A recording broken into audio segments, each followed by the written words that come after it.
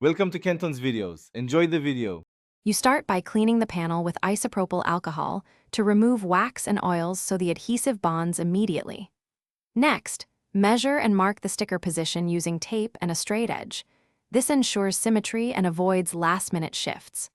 Once marked, place the transfer tape-backed vinyl on the surface and temporarily hinge it at the top with a piece of tape so you can lift and squeegee in stages. Make sure to check alignment from different angles before fully sticking it down. You now peel about 1/3 of the backing and hold the vinyl taut.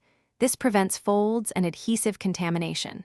Press the exposed edge onto the car and use a felt squeegee with firm, overlapping strokes from the center toward the edges to force air out. Once that section is secure, slowly peel more backing while smoothing.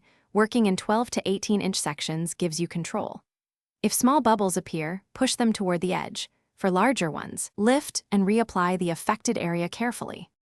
You finish by peeling the transfer tape back at a 45-degree angle slowly so the vinyl stays adhered. If an edge lifts, use a blade to cut a tiny slit and press it down. Trim any excess with a sharp blade and use controlled heat, around 200 to 250 degrees Fahrenheit from a heat gun to conform edges and activate the adhesive. If bubbles remain, prick them with a 0.8 to 0 millimeter pin, press out air, and reheat briefly to reseal. This fixes most application issues. Thanks for watching. Consider subscribing if we helped you.